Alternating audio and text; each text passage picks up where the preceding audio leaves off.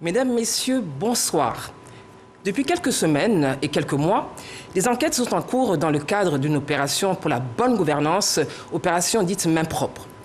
Plus d'une quarantaine d'entreprises étatiques ont ainsi été passées au scanner et ce qui ressort des premiers constats, ce sont des irrégularités et une mauvaise gestion de nombre d'entre elles. Plusieurs directeurs de sociétés étatiques ont été relevés de leurs fonctions et d'autres responsables sont en préventive et sont en détention préventive aujourd'hui au sein de la MACA, la maison d'arrêt et de correction d'Abidjan. Je rappelle qu'ils sont présumés innocents. Le président de la République, Alassane Ouattara, n'a pas caché sa détermination à lutter contre la malgouvernance pour la bonne gouvernance. Lors de la célébration de la Journée nationale de l'excellence, le 5 novembre dernier, il a d'ailleurs instruit son Premier ministre, Patrick Achi, pour qu'il entame des initiatives dans ce sens. Mesdames, Messieurs, la corruption fait perdre à la Côte d'Ivoire plus de 1300 milliards de francs CFA par an. Cette information a été donnée par le ministre de la promotion de la bonne gouvernance, du renforcement des capacités et de la lutte contre la corruption, Zorobi Balo Epifane. Un chiffre vertigineux. Mesdames, Messieurs, comment la Côte d'Ivoire a-t-elle pu arriver à ces situations de présumée malgouvernance? Mesdames, Messieurs, bienvenue dans ce débat sur la moralisation de la vie publique, audit et après. C'est un sujet qui nous concerne tous et pour en parler ce soir autour de cette table, Alafé Ouakili. Bonsoir Alafé. Bonsoir. Je rappelle que vous êtes directeur général des rédactions de l'Intelligent d'Abidjan. Tout à fait. Docteur Kwame Christophe. Bonsoir docteur. Bonsoir madame. Merci d'être parmi nous. Je rappelle que vous êtes président du comité exécutif de Civis Côte d'Ivoire, c'est donc la société civile, et vous œuvrez pour la citoyenneté et pour la promotion des droits de l'homme. Oui, effectivement. À ma droite, Félix Boni, journaliste, éditorialiste, habitué des plateaux. Merci d'être parmi nous, Félix, et bonsoir. Moi, je vous remercie, plaisir d'être avec vous. Enfin, Guillaume Bateau, vous êtes journaliste et également directeur des rédactions du groupe Notre Voix. Tout à fait, merci. Bonsoir Guillaume. Merci pour l'invitation. Merci d'être parmi nous. Alors, messieurs, le décor de ce débat, il est planté. Nous allons suivre ensemble cet élément réalisé par Seydou Ouattara. Seydou Ouattara nous replonge dans le contexte de la situation que nous vivons, les décisions qui ont été prises au plus haut niveau et leurs conséquences, évidemment. Et puis nous nous retrouvons ici pour en débattre ensemble. L'inspection générale d'État a remis au président de la République son rapport d'activité couvrant la période de 2018 à 2020. L'organe de contrôle et d'audit des sociétés publiques ivoiriennes enregistre des dysfonctionnements dans la gestion des structures d'État. Les cumuls illégaux de postes et personnel non adapté aux missions à lui assignées, fraude au contrôle technique des véhicules. Ce rapport d'activité couvrant la période 2018 à 2020 intervient alors qu'une opération main propre au sein des entreprises d'État a été engagée par le gouvernement. Elle a déjà conduit au limogeage et à la suspension de plusieurs directeurs généraux. La campagne d'audit initiée et voulue par le chef de l'État vise une trentaine de sociétés publiques. Elle va contribuer à assainir les gestions. Tout cela doit s'accompagner de la rigueur pour que l'argent du contribuable soit bien géré. Alors, messieurs, nous avons suivi ensemble cet élément. On parle d'assainir, on parle de rigueur, de bonne gouvernance. Alors, l'exécutif a décidé de hausser le ton. Pour quelles raisons aujourd'hui il y a ce coup d'accélérateur en réalité qu'on constate tous à la fin? Je ne sais pas, peut-être que les gens ou les responsables soupçonnés, suspectés de mauvaise gouvernance ont exagéré plus que de raison. Exagérer plus que de raison, qu'est-ce que ça veut dire? Parce que, est-ce qu'il y a une limite? Que les irrégularités sont peut-être abusives et flagrantes. Cette fois-ci, il n'y a pas de gestion parfaite ou de gestion sans observation. Mais dans tout état de cause, il nous revient que les audits ou les inspections sont des procédures régulières qui se font. Maintenant, cette fois-ci, il y a eu une volonté de communiquer là-dessus. Il y a eu des suspicions, il y a eu des alertes de malgouvernance, des alertes d'irrégularité qui ont interpellé l'exécutif. et au-delà de l'exécutif ou avant l'exécutif, des conseils d'administration des entreprises, parce que aussi il faudrait y arriver lorsqu'on fera le débat. On va en parler. Est-ce normal que ce soit l'exécutif qui, peut-être en dernier ressort et avant le judiciaire, avant la justice, agisse? Est-ce normal qu'on arrive au niveau de l'exécutif? Est-ce avant l'exécutif, il n'y a pas d'autres sources de contrôle et de régulation de la gouvernance? Donc on va y arriver, mais l'exécutif on en parlera, donner de la voix. on en parlera tout à l'heure. Nous en prenons acte et puis nous allons commenter le processus. Docteur Kwame, vous êtes de la société civile et vous œuvrez, je l'ai dit dans mon introduction, pour la citoyenneté. Alors, pour vous, pourquoi aujourd'hui ces audits, pourquoi ces enquêtes, pourquoi ces personnes en détention préventive? Qu'est-ce que cela vous inspire? Alors, il y a une analyse simple, c'est une analyse diachronique, c'est-à-dire dans le temps. Si vous prenez le temps administratif de la Côte d'Ivoire, de 2012 à aujourd'hui, l'État de Côte d'Ivoire a signé la Convention des Nations Unies contre la corruption en 2012, en octobre. En mars, l'État de Côte d'Ivoire a signé la Convention de l'Union africaine contre la corruption. Et en 2015, la Côte d'Ivoire s'est inscrite à l'initiative du gouvernement ouvert. Donc, pour lutter contre la corruption, la Côte d'Ivoire a suivi un processus administratif qui a consisté à signer toutes ces conventions, oui, à transformer les lois en Côte d'Ivoire. En 2013, nous avons eu la loi d'accès à l'information. En 2015, nous avons eu la mise en place de la Haute Autorité de la bonne gouvernance. En 2020, le dernier né, c'est le pôle pénal économique et financier. Donc, quand vous suivez ce temps administratif-là, nous sommes arrivés au bout du temps administratif qui est la période de prévention relativement à la lutte contre la corruption. Donc aujourd'hui, nous sommes au stade de la répression? Oui. C'est ce que vous voulez dire? Oui, mais on est passé par la période de détection d'abord. Oui. Il y a eu la période de prévention. Ensuite, il y a eu la sensibilisation, la discussion avec les citoyens, la mise en place par la haute autorité des pôles d'intégrité sur 22 régions auxquelles nous avons participé. Et enfin, la Cour des comptes a été mise en place en 2018. Alors, Félix, vous qui êtes un journaliste éditorialiste, vous êtes à même de nous expliquer votre regard des journalistes par rapport à la situation actuelle. Qu'est-ce que vous en pensez? Tout à l'heure, dans votre introduction, vous avez utilisé un terme, le mot assainissement. Et je pense que depuis un moment, quand vous regardez un peu l'orientation de la vie, de la gouvernance en Côte d'Ivoire, les dirigeants ivoiriens essaient de travailler un peu l'image de la Côte d'Ivoire en termes d'investissement, de fréquentabilité pour les investissements, et on essaie de réduire un peu, d'améliorer un peu notre position dans certains classements comme l'indice de développement humain, indice de perception de la corruption. Or, les classements de la Côte d'Ivoire qui sont faits par des structures extérieures ne sont pas totalement favorables.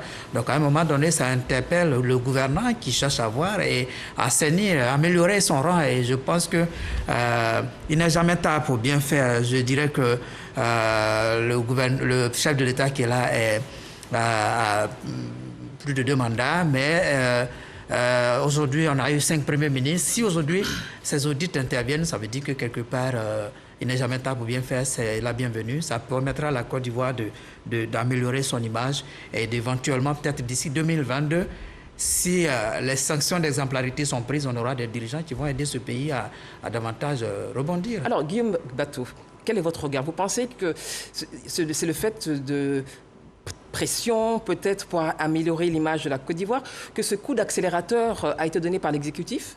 Qu'en pensez-vous? Je dis que ce n'est pas nouveau.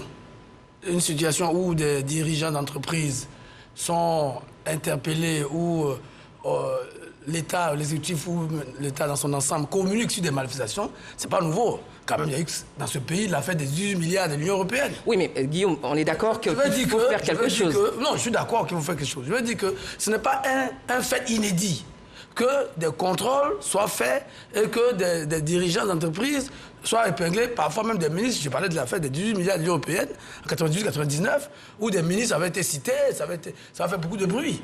Donc, je veux dire, ce n'est pas nouveau en soi. La nouveauté, c'est que, on va dire, l'ampleur dans un laps de temps. Donc, on a parlé d'une trentaine d'entreprises publiques et parapubliques. Et aujourd'hui, la nouveauté, c'est que le président Ouattara, qui a été présenté comme un champion de la bonne gouvernance et qui a... Vous en doutez? Moi, je n'en doute pas, mais les faits nous montrent que ce n'est pas aussi parfait que ça. et qu'on peut l'améliorer. Donc je veux dire que la nouveauté, c'est que après tout ce qui a été dit, docteur Christophe Kwame a rappelé toutes les lois, les conventions, les institutions, tout ce qui a été mis en place, on ne comprendrait pas, l'opinion ne comprendrait pas qu'il y ait encore des cas de malversation qui soient dénoncés pas par les partenaires institutionnels comme le FMI,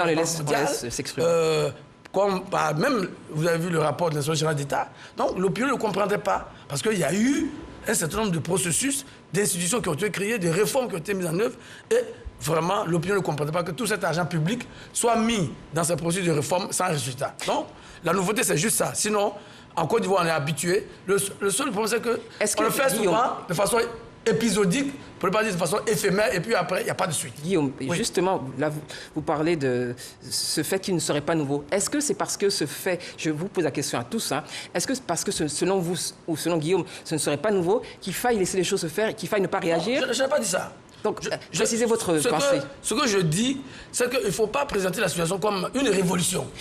Ce n'est pas une révolution. C'est quelque chose qui se fait régulièrement en Côte d'Ivoire depuis de longues années.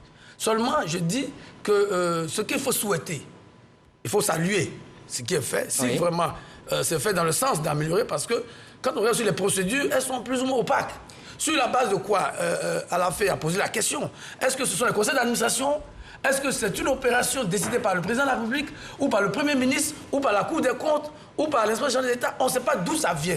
Et Guillaume, on voit qu'il y a une différence de traitement entre certains qui sont pris le matin et se retrouvent à Maca le soir, et d'autres qui sont dégommés, qui font un beau discours, qui disent bon, ok, en tout cas, je ne suis plus là, je remercie le président Ouattara, je retourne à l'Assemblée nationale. Donc il y a une question même de l'égalité des citoyens vis-à-vis de la loi. Donc moi je dis, je me satisfais de ce qu'il y ait une volonté d'assainissement, mais je dis les procédures doivent être transparentes et que le gouvernement doit prendre la responsabilité de nous dire ce qu'il veut faire, quels sont les objectifs et avec quels moyens ils vont le faire. Nous en parlerons donc on a 3 sujets et lorsqu'il s'agira des propositions, on vous entendra sur cette question. Je suis prêt.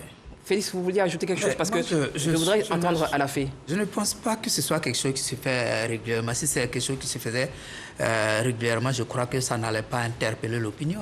Je crois que si on part du début du mandat du président Ouattara en 2011, il est dans sa 11e année. On ne laisse pas s'exprimer. 11e année de mandat. Et pendant ces 11 Guillaume, on le laisse s'exprimer. Je dirais qu'en 2000, sous le président Gbagbo, on a eu le cas dans la filière café-cacao. Ça a interpellé tout le monde parce que ce n'était pas quelque chose de régulier. Quand c'est régulier, ça n'étonne personne et puis ça n'émeut personne. Mais quand c'est spontané comme ce qui est en train de se faire, plusieurs entreprises, plusieurs directeurs d'entreprises qui sont interpellés, ça veut dire qu'il y a quelque part, il y a eu un déclic, quelque part, il y a quelque chose qui a créé ce déclic. Et moi, à mon avis, depuis un moment, on remarque qu'il y a quand même une sorte d'enrichissement très facile au niveau du secteur public en Côte d'Ivoire, alors que, à la vérité, l'enrichissement ne se fait pas à la fonction publique. Alors, il se fait où, alors, si vous le savez? L'Allemagne, qui est la première puissance économique dans l'Union européenne, l'Allemagne est un pays riche parce que c'est un pays qui a 8000 PME, c'est-à-dire les riches, ce sont les gens du privé. Mais en Côte d'Ivoire, vous remarquerez qu'au niveau du public, des gens s'enrichissent facilement. Tout ça, ça a dû interpeller. Je citais tantôt des rapports comme le rapport de Transparency International qui donne des indices qui montrent la Côte d'Ivoire qui est 30e pays en matière de perception de la corruption en Afrique. Je crois que ce n'est pas normal. Et tout ça, ça interpelle. Et comme le gouvernement qui est là travaille à rehausser l'image de la Côte d'Ivoire, à nous présenter comme des champions de la bonne gouvernance, à attirer les investisseurs privés. Je crois qu'à un moment donné, ils ont crié le haut là, et puis maintenant, on est en train de mener une action qui nous espérons tous, je l'espère aussi avec Guillaume, qu'on ira jusqu'au bout pour que ça serve d'exemplarité pour tout le reste et pour l'avenir aussi. Alors, Alafé, est-ce qu'au regard de tout ce qui se dit, on parle d'exemplarité, on se rend compte qu'il y a effectivement des détournements présumés, est-ce qu'on peut encore parler de la Côte d'Ivoire solidaire parce que, du président Ouattara? La solidarité à ce niveau, où se situerait-elle? Non, ça, la Côte d'Ivoire, le slogan de Côte d'Ivoire solidaire n'est pas menacé ni concerné par ça. Moi, je dis qu'il peut y avoir des irrégularités dans la gestion d'une entreprise, d'un mandataire social, mais il ne faut pas faire d'amalgame entre les irrégularités et puis ce qu'on peut appeler la responsabilité pénale individuelle, et puis les soupçons de malversation ou de détournement à titre personnel ou d'abus de biens sociaux. J'ai l'impression qu'il y a une sorte d'amalgame, de confusion, et que la présomption d'innocence n'est pas suffisamment protéger et encadrer vis-à-vis de l'opinion publique et aussi à l'égard des responsables concernés. Et je ne sais pas si on pourra aborder des cas particuliers individuels.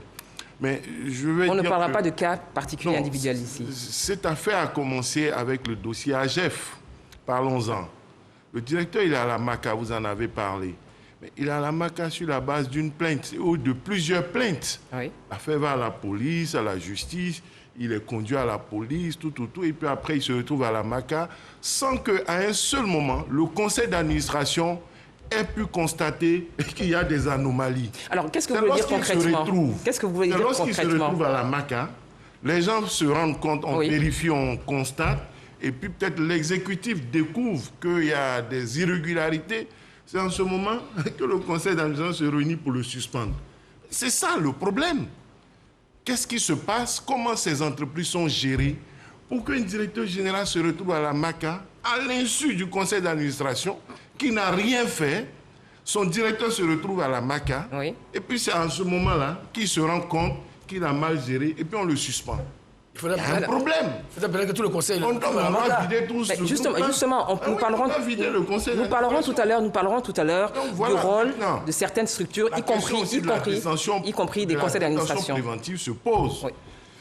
Il a des garanties de représentation, c'est un directeur général. Quel est le danger? Qu'il aille faire pression sur les gens dehors, je ne sais pas. Il est à la MACA, je ne sais pas. Depuis plusieurs mois, ça a été le premier. Si l'enquête a avancé, qu'est-ce qui s'est passé? Est-ce qu'on a besoin de se poser des questions pour mieux comprendre et s'assurer que le processus se conduit régulier dans la transparence? Docteur Kwame, alors justement, juste sur cette question, la question justement de certaines personnes, et je précise, qui sont présumées innocentes, qui se retrouvent à la MACA, d'autres sont en liberté, suspendues. Quel est votre regard, vous qui œuvrez pour la citoyenneté? En fait, je pense que je vais commencer mon intervention par... De façon concise, s'il vous plaît. Mes voisins ont fait quand même 30 secondes, 1 minute 30. Allez-y. S'il vous plaît. Bien informés, les hommes sont des citoyens mal informés, ils sont des sujets. Ce dont on parle ici aujourd'hui, on doit le recadrer dans la République. Nous sommes en République et on a besoin tous de jouer notre rôle de citoyen et être informés. J'ai là ici le rapport public annuel 2019 de la Cour des comptes. Tout à l'heure, j'étais en train de vous dire qu'en 2018, la nouvelle loi a mis en place la Cour des comptes. Quand vous lisez le rapport de la Cour des comptes, le président de la Cour des comptes dit que ce rapport-là, je le donne aux décideurs, aux contribuables et aux citoyens. Tous ceux qui nous regardent, je pose la question, combien sont allés sur le site de la Cour des comptes pour télécharger, pour voir que ces irrégularités dont on parle sont mentionnées ici, chapitre par chapitre. Si vous prenez le rapport succinct de 8 pages, vous ne verrez rien. Ayez le courage de prendre le rapport de 500 pages ou de 50 pages. Vous verrez que tout ce que nous sommes en train de dire ici, le président de la Cour des comptes, les greffiers qui sont là-bas, les auditeurs internes, le procureur, ils font leur travail, ils écrivent à ces DG, les DG répondent. Les irrégularités sont mentionnées. Vous imaginez une entreprise publique qui dépose un bilan sans facture. C'est-à-dire, j'ai décaissé 100 millions, 200 millions, il n'y a pas de facture. Donc, ce que je veux dire, c'est que ne disons pas que c'est opaque.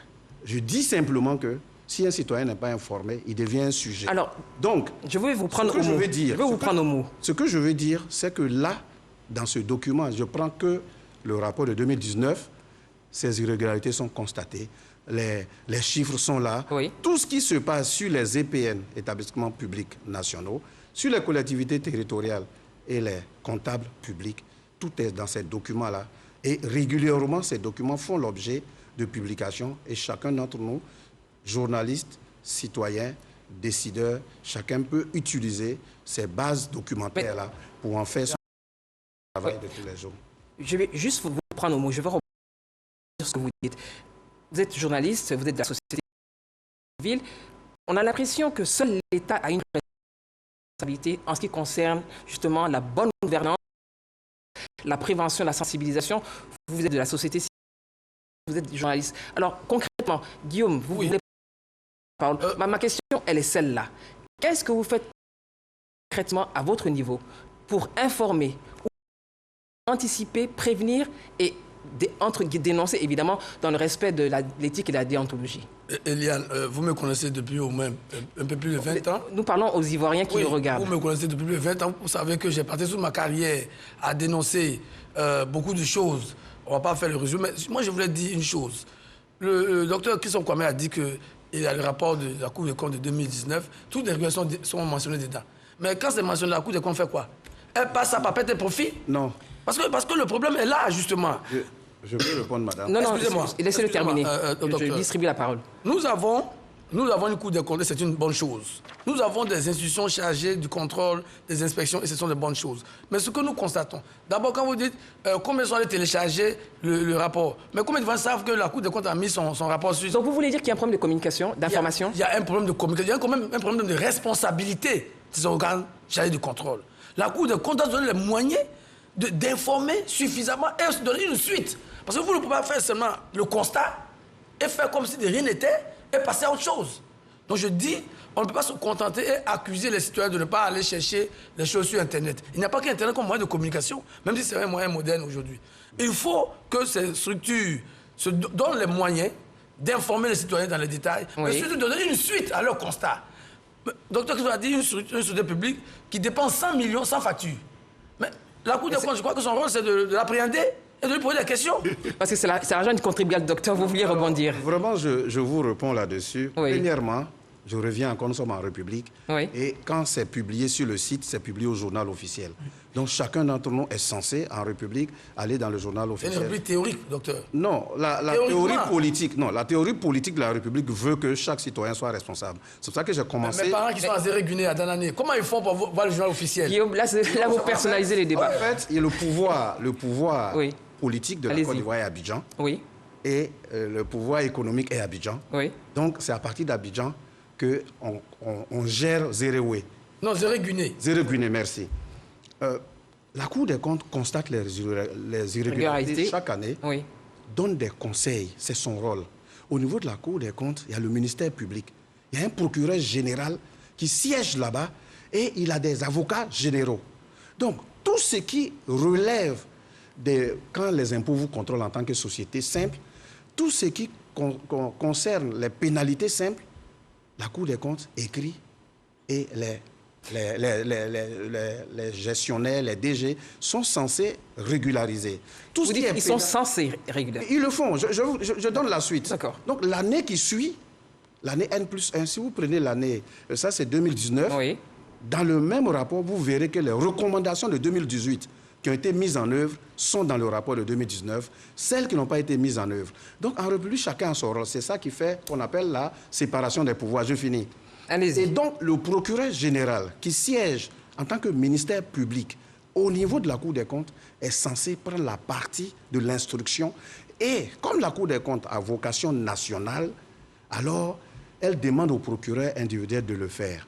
Voilà ce qui se fait dans la théorie. Je termine. Normalement, ça doit se passer ainsi. Normalement, ça doit se passer ainsi. Oui. Mieux, il y a une loi qui est sortie encore il n'y a pas longtemps pour le gel des avoirs. Du coup, quand la Cour des comptes finit, que la Cour des comptes remet son rapport, si le procureur général décide que tel individu, DG, a détourné des fonds, le président de la haute autorité peut saisir ces fonds-là avec la loi qui est là. Et il en informe le procureur général qui, lui, matérialise cela. Voilà ce qui doit être fait. Quand ce n'est pas fait, c'est à nous les journalistes, c'est à nous la société civile de dénoncer. D'accord, docteur. Ça aussi, il faut le savoir. D'accord, docteur. Je vais écouter juste Félix là-dessus, puis à la fin, je reviens à vous. Félix. Vous interpellez tantôt notre responsabilité. Je pense qu'on fait quand même notre travail d'investigation, de dénonciation, mais il faut le dire nettement, hein, si vous remarquez très bien ces personnes qui ont été interpellées par rapport à leur gestion, quand vous remarquez un peu leur vécu jusqu'à ce qu'ils soient interpellés, il y en a qui étaient pratiquement des big stars, entre griffes. Mais qu'est-ce que ça veut dire, big star? Je veux dire, la Côte d'Ivoire a mal à certains niveaux, à certains de ses enfants, parce que la corruption, quand même, est très endémique dans notre société ivoirienne. Et c'est vraiment un des gros problèmes. Vous allez remarquer que ces personnes-là, qui mettent la main à la caisse, là, qui utilisent l'argent public, c'est ceux-là qui sont très généreux, qui ont des supporters partout. En Côte d'Ivoire, il y a des expressions que je commence à apprendre un peu parce que moi, je suis très penouchi. On parle de ropéros, ces personnes qui ont des ropéros un peu partout. Et les ropéros, il y en a aussi dans la presse. Voici des gens qui sont adoubés par certains de nos confrères aussi, qui sont beaucoup aussi dans la corruption. La corruption est tellement endémique que dans notre milieu aussi, on en trouve aussi. Donc, finalement, il y a des investigations qui se mènent. Et il faut dire, oui... alors, excusez-moi, quels sont les confrères qui sont corrompus? On ne cite pas Félix, c'est contemporain, mon cher frère. Félix, je voulais terminer ceci en disant... C'est trop grave. C'est l'une des raisons pour les difficultés que la presse aussi a à avoir accès souvent à ces dossiers publics. Et je salue les révélations du docteur Christophe qui nous montre qu'il y a des informations parfois disponibles quelque part qu'on devrait pouvoir aller prendre pour pouvoir communiquer là-dessus. Et c'est pourquoi, finalement, on a créé la KIDP qui est un moyen pour nous de pouvoir avoir accès aux documents publics. Mais même avec la KIDP, c'est vrai qu'on essaie, mais il y a une certaine lourdeur qui fait que les enquêtes, parfois, ça traîne, c'est difficile. Mais j'avoue que pour pouvoir faire des investigations plus poussées dans le domaine de la mauvaise gestion, de la mauvaise gouvernance pour les médias ivoiriens, ce n'est finalement pas possible. Et ces personnes qui prennent l'argent public, généralement, ils ont la main très facile pour pouvoir avoir assez. Alors, vous avez indexé la presse, vous avez indexé... J'indexe la société entière, je dis la corruption est endémique en Côte d'Ivoire. Nous étions l'indice de perception de la corruption, nous étions à 165e rang sur 184 pays en 2019 et nous sommes 30e en Afrique. Sur 100, oui. Ça veut dire que c'est quand même endémique. On est d'accord sur ces chiffres, mais moi, ma question est celle-là. Vous avez parlé de difficultés pour avoir accès à certaines informations, mais est-ce que le fait que vous ayez des difficultés, parce que vous avez quand même cette responsabilité, hein, il y a une ordonnance, c'est l'ordonnance 660 qui date du mois de septembre, si aussi mes souvenirs sont bons, c'est du 23 septembre. Oui. Vous avez cette obligation, c'est même une obligation, il y a un devoir et une responsabilité média. Société civile, les partis politiques, bon, il n'y en a pas ici. Vous avez cette responsabilité d'informer, anticiper, éduquer et dénoncer, évidemment, avec évidemment des preuves. Des preuves. Alors, il faut continuer à le faire, Félix. C'est ce que nous faisons et c'est ce que je dis. Je salue la création de la KIDP pour nous permettre d'avoir accès à des documents pour que nous ayons les preuves. Parce qu'il ne suffira pas de faire de la spéculation sans preuve. Vous pouvez voir quelqu'un qui sort d'un petit véhicule, qui est dans un gros véhicule demain. Vous le voyez, il y a des soupçons, mais quand vous n'avez pas de preuves, vous ne pouvez pas dire que cette personne fait de la prévarication. C'est de ça qu'il s'agit. Oui. Une minute. Allez-y. Moi, je pense qu'il faut que Félix modère ses propos. C'est-à-dire il ne peut pas venir sur ce plateau accuser ses confrères de corruption sans qu'il y ait des preuves. Pas des non, confrères. tu as dit il y a des journalistes. Il ne faut pas se laisser gagner par l'émotion. Non, attends. Il faut avoir les preuves. Tu ne peux pas venir sur un plateau de télévision et dire oui, il y a des gens qui sont corrompus et puis bon, Gaïa demain. Non, ça ne fait pas sérieux. Nous sommes sur un plateau de télévision, beaucoup de nos confrères nous regardent. Ça ne fait pas aussi sérieux que tu viens de dire aussi que d'autres personnes sont corrompues. Moi, je n'ai jamais dit que... Je n'ai jamais dit sur ce plateau, je n'ai jamais dit que des DG sont corrompus. J'ai même dénoncé l'opacité des mesures. S'il vous plaît, on va s'écouter. J'ai même dénoncé l'opacité des mesures qui sont prises dans la compte de certains DG. J'ai mis en avant la présomption d'innocence. J'ai regretté que ces mesures ne soient pas faites dans la transparence. Je n'ai pas ici dit qu'un DG était corrompu. Et je dis que tu ne peux pas venir sur un plateau de télévision accuser tes confrères sans aucune preuve. Et ça, c'est très grave. Et faut je vais t'en donner. J'aurai la parole. Mais il faut l'avoir d'abord avant de venir dire des choses. Je vais t'en donner. Oui, parce que ça ne fait pas sérieux. Je vais t'en donner tout à l'heure. Comme ça, tu veux si je vais t'en donner. Il faut être sérieux. Ça nous ramène, au-delà des rapports de la Cour des comptes ou de l'inspection d'État, ça nous ramène à ce que j'ai dit. Il y a la présomption d'innocence, il y a des irrégularités, mais au-delà, quand on parle, les malversations, les détournements, les abus de biens sociaux à titre personnel, il faut qu'on les établisse. Parce qu'un directeur général est un mandataire social. OK. Il a un mandat pour diriger une entreprise. À partir de quel niveau, à partir de quel moment sa responsabilité pénale individuelle est établie au point que certains usagers au lieu de porter plainte contre une entreprise avec laquelle ils sont en contentieux, vont porter des plaintes personnelles contre le directeur général, des plaintes individuelles. Est-ce que si une banque vous doit, vous allez porter plainte contre le directeur général de la banque si vous avez un contentieux avec la banque? Je veux comprendre ce qui est en train de se passer. On veut bien la bonne gouvernance, on veut bien lutter contre les malversations, mais il faut que ça se passe dans la transparence sans abus. Il faut que les choses soient claires.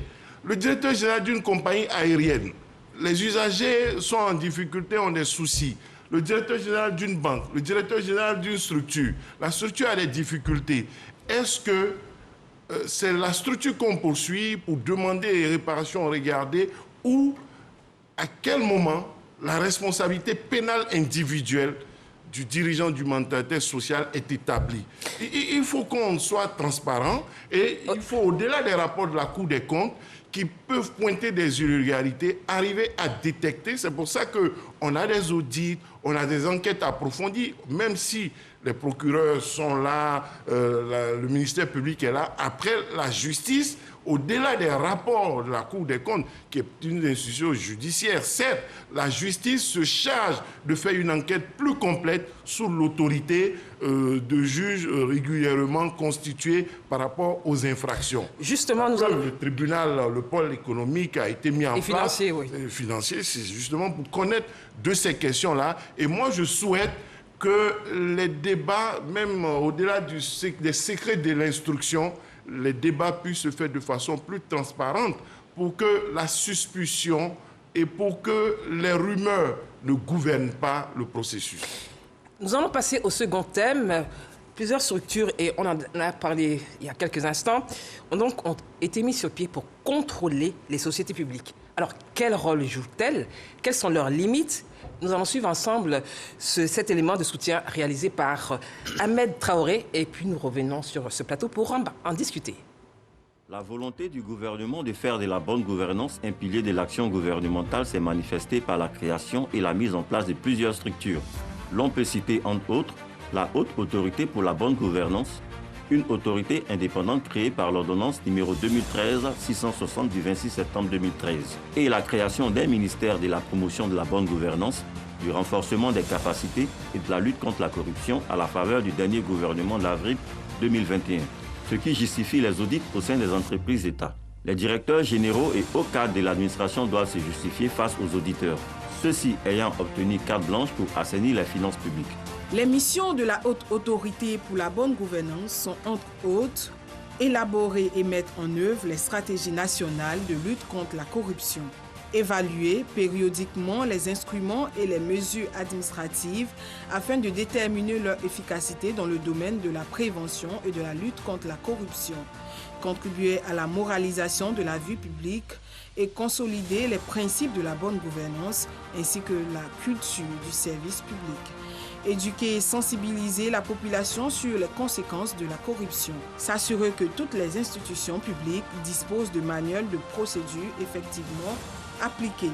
La haute autorité peut procéder ou faire procéder auprès de toute personne ou structure publique ou privée des opérations d'investigation susceptibles de contribuer à des actes de corruption.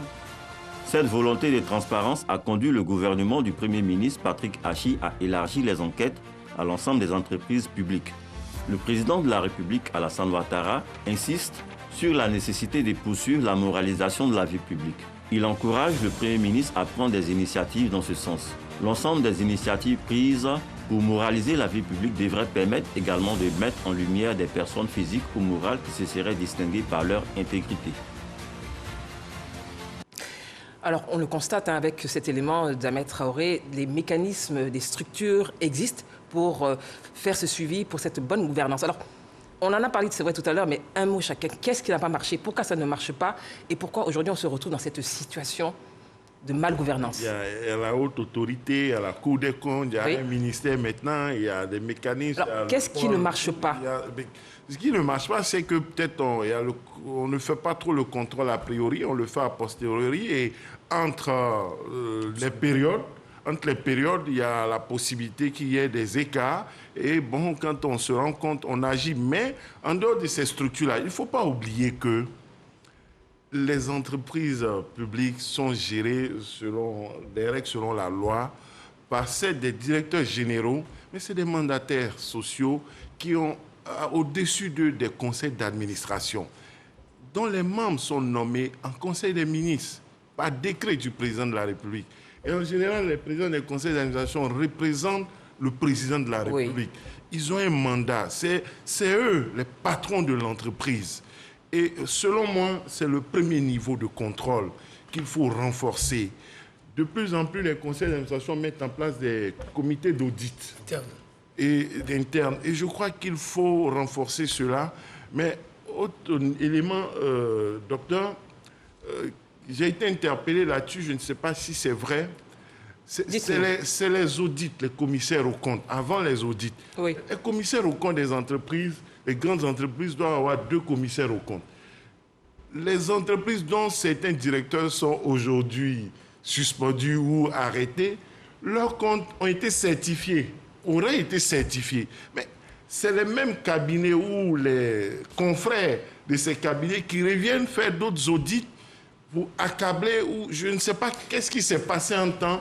Comment des rapports de 2 commissaires, 2 cabinets, ce n'est pas les mêmes commissaires, c'est souvent 2 cabinets qui doivent être contradictoires, certifient les comptes, disent qu'ils ont bien géré, et puis quelques mois après, on suspend ces DG ou certains se retrouvent un peu. Il y a un problème. Alors justement, docteur, moi je voudrais vous poser cette question pour revenir sur ce que disait Alafé. Il y a des structures ou des directeurs effectivement qui ont été relevés de leurs fonctions. Ils ont été deuxième, ou l'entreprise deuxième au prix d'excellence. Tout a été validé et aujourd'hui on se retrouve dans cette situation. Le DG est relevé de ses fonctions, malversation présumée. Alors, le citoyen que vous êtes et surtout la société civile, pourquoi, justement, cette situation, en réalité, on a l'impression que ce sont des antagonismes, ou bien on ne parle pas de la même société? En fait, ce qu'il faut dire... Qu'est-ce qui s'est passé, selon vous? Il faut dire clairement, c'est que depuis 2017, que Civis travaille sur la gouvernance et la promotion de la transparence, nous n'avons pas encore trouvé des entreprises de ce type. Il y en a, mais c'est rare, qui ont des comptes disponibles et c'est des comptes qu'on peut donner. La dernière fois, j'étais avec le député Assali Timoko.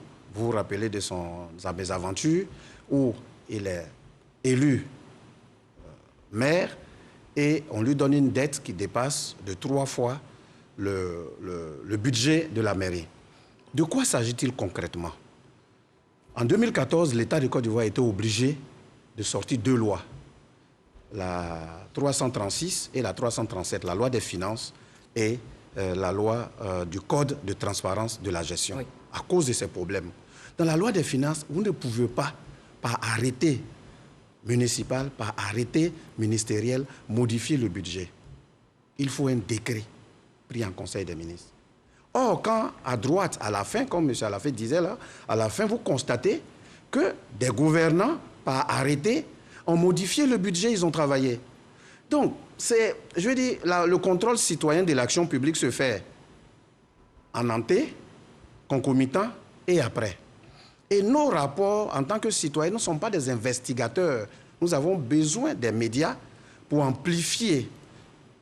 Souvent, il y a très peu de médias. Monsieur Félix Boni était à l'Inter, je crois. Ils nous ont toujours soutenus, mais ce n'est pas tous les médias qui publient. Donc, quel est le problème? Qu'est-ce qui bloque à ce niveau? Non, nous on découvre que le rapport, par exemple, de la Cour des comptes dit, pour telle entreprise, la loi des finances dit que nous ne pouvons pas dépasser, dans une année comptable, plus de 1% du budget. Exact. Si vous prenez ce rapport de 2019, le budget a été dépassé de 6,6%, c'est-à-dire 514 milliards de francs CFA, là où la loi dit on ne peut dépasser que de 80 milliards. Vous me suivez jusque-là? Donc même au niveau de l'État. Oui, au niveau de l'État, on a le chiffre. La Cour des comptes épingle même l'État. Absolument, absolument. Non, c'est les comptes généraux. Oui, mais bien sûr. Voilà. Oui. Donc, quand ça est dit, qu'est-ce qu'il faut faire par derrière? Qu'est-ce qu'on fait?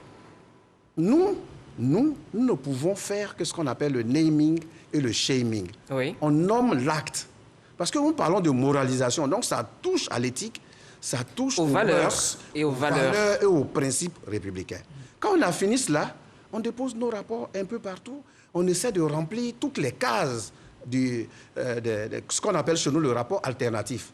Il a parlé de Doing Business, il a parlé du MCC, il a parlé de Transparency International. Comment l'État de Côte d'Ivoire fait son rapport à lui de la gouvernance et nous, on fait par derrière ce qu'on appelle le rapport alternatif. D'accord. Ce que je veux dire, nous, on se félicite qu'il y ait ce genre d'émission parce que des informations sont en train de circuler et les citoyens qui nous voient... On a besoin de la bonne information. La bonne information, les citoyens vont savoir que régulièrement, ils peuvent avoir ces informations-là à chaque étape. Je termine en disant, par exemple, le Code de transparence de la gestion, je pense à son article 85, oblige les maires et les conseillers des régions de manière régulière à publier la dette, à publier les marchés publics, à publier même la liste. Je ne sais pas si un Ivoirien a vu un appel d'offres pour avoir du boulot dans une mairie. Donc tous ces éléments-là sont des éléments codifiés par la loi. Et la loi oblige le maire à le publier, soit physiquement ou par Internet. Mais donc ça concourt à la transparence. Guillaume, ils ne le font pas et rarement les gens suivent. En espérant aussi que ce soit après cette émission, le site de la Cour des comptes sera pris d'assaut. Docteur Kwame, Christophe, le rapport. Absolument. Pourquoi pas? Au moins, on aura fait œuvre utile. Guillaume, allez-y. Il y a beaucoup de choses qui sont très intéressantes là-dessus, le principe. Sur le principe, les lois sont là, la Cour des comptes doit faire ceci, cela. Malheureusement, il se trouve que entre les bons principes qui sont contenus dans les lois, d'abord, et l'une des premières difficultés, c'est que l'État lui-même qui fait la loi ne la promeut pas. On dit, nul n'est censé ignorer la loi. Mais c'est trop facile. L'État a une relation incestueuse avec les lois dans toutes les démocraties du monde. L'État crée les lois et l'État les viole. Je ne parle même pas de violer. Moi, je parle même de violation. Je parle même de vulgarisation. Je parle de vulgarisation. À ce niveau, justement, excusez-moi, Guillaume, justement, vous parlez de vulgarisation. Et je reviens à ce que je vous ai dit. Les médias et la société civile, vous êtes au fait d'un certain nombre d'informations. C'est votre responsabilité aussi d'informer, de sensibiliser. Je suis sur ce plateau avec deux autres confrères et le DG à la fait qui est là. Mais la promotion, la vulgarisation d'un texte, ça a un coût. Et ça, le problème que nous avons aussi avec même l'autre État, je prends le DG là, la commission électorale indépendante par exemple, prend des encarts publicitaires pour parler du processus électoral et doit aux entreprises de presse. Bon, ça, ce n'est pas le sujet. Non, Guillaume, excusez-moi, on reste dans le sujet. Je peux revenir au conseil d'administration. On reste dans le sujet. Je dis, oui, parce que vous avez dit, pourquoi vous ne faites pas ça? C'est un coup pour nous. Guillaume, si on veut aider. Le sujet, c'est la moralisation de la vie publique. Mais la moralisation suppose la vulgarisation des textes. Absolument. Il y a un coût. Oui. Mais je vais venir sur les conseils d'administration. La vérité, c'est que les gens qui sont nommés dans les conseils d'administration sont nommés purement... Ils font de la figuration. Pourquoi vous le dites? Mais ils viennent au conseil d'administration pour prendre les jetons de présence, ils ne lisent même pas les rapports. Vous avez... Guillaume, c'est ce que vous dites, et vous dites c'est grave. Vous avez déjà assisté à un conseil d'administration? Bon, je ne vais pas faire ma propre publicité, je suis membre d'un conseil de gestion. Oui. Je sais comment les gens ne viennent pas aux réunions. Oui. Je sais comment quand on vous envoie les documents... Déjà, vous n'avez pas le temps de tout lire. Parfois, vous n'êtes pas des experts du domaine.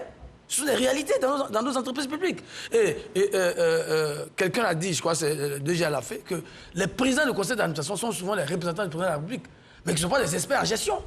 Et vous avez des présidents du conseil d'administration, parfois, mais qui ne savent même pas, qui ne comprennent rien au secteur où ils sont, parce qu'ils ont été nommés purement sur des bases politiques. Alors quand c'est un président du conseil d'administration de ce type-là, on lui envoie un rapport de 500 pages, alors qu'il doit aller à, je sais pas...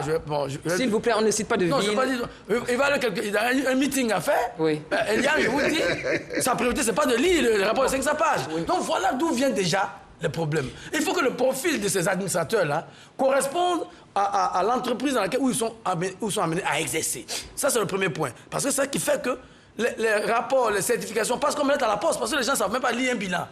Hein? Si vous prenez la plupart de nos entreprises publiques, on nomme les gens parce qu'ils ont des relations publiques, parce qu'ils doivent aller faire des meetings. Donc, il faut déjà que dans les conseils d'administration, on nomme des gens qui ont le profil, qui savent de quoi ils parlent, qui peuvent lire un bilan comptable. Ça, c'est d'abord. Guillaume, on vous a ensuite compris. Pour terminer, j'insiste pour dire, même si Dr Kwame pensait que ça doit être évident, j'insiste pour dire ces structures-là doivent vulgariser, doivent communiquer, doivent aller aussi au-devant. Il n'est pas interdit à la Cour des comptes d'organiser des journées portes ouvertes, d'aller au-devant des citoyens dans les collectivités décentralisées pour parler. Il faut pas... 30 secondes. On a vu l'inspecteur général d'État, son rapport de 2018. 2018-2020. Bon. 2018, 2019, 2020. Oui, c'était de 2018 à 2020. Mais pendant tout ce temps, il était payé. Ce n'est pas le sujet. Guillaume, ce n'est pas le sujet. Docteur, je voulais juste ajouter. Oui, ajoutez, allez-y. Pendant que M. Gbato dit qu'ils doivent le faire, moi j'insiste pour dire que cet argent-là appartient aux citoyens. Moi, ce que je ne comprends pas, comment les gens peuvent prendre notre jet pour parler comme à Bobo, là. Les gens, vous leur donnez votre argent, l'argent de Côte d'Ivoire, le budget de 10 000 milliards qui va partir, appartient aux citoyens ivoiriens. Comment vous pouvez donner votre argent à quelqu'un? Vous ne regardez pas, vous le laissez gérer comme il veut.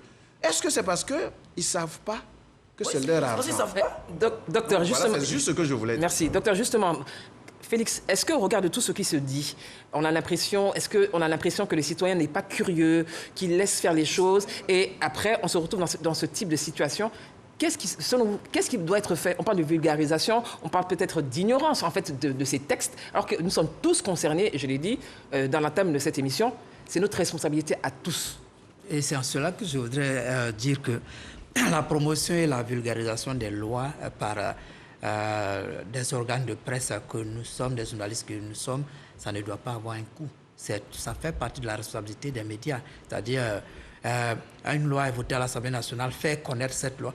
On s'adresse à un public. Un média, c'est quoi? Un média, c'est un instrument qui a besoin d'audience. Et quand on a des éléments qui peuvent nous permettre de nous adresser au public, de pouvoir intégrer de la qualité dans nos médias, il faut le faire. Moi, pendant plusieurs années, quand je n'étais pas dirigeant, je n'étais pas rédacteur en chef, j'étais même chef de service politique. J'ai passé tout mon temps au Parlement, à l'Assemblée nationale. Chaque fois qu'il y a une loi, quand on finit de voter la loi, je cherche toujours à voir l'intégralité de cette loi. Le directeur le chargé de communication de l'Assemblée nationale serait sur le plateau ici, qu'il allait vous le certifier. On vous croit sur parole. Publier cette loi pour que les gens puissent avoir accès à cette loi. Et ça devient une documentation. Et je me rends compte que peut-être 3, 4, 5 ans après, des gens viennent à notre rédaction pour venir chercher les archives de tel numéro de votre organe de presse qui a publié telle loi pour pouvoir aller prendre connaissance de certaines choses. C'est dit que ça ne doit pas forcément avoir un coût. Je voudrais répondre à votre question en disant que les mécanismes existent. Et Dr Christophe Kwame l'a bien dit. Les mécanismes existent. Quand vous prenez le mécanisme, il y a les audits internes, le conseil d'administration.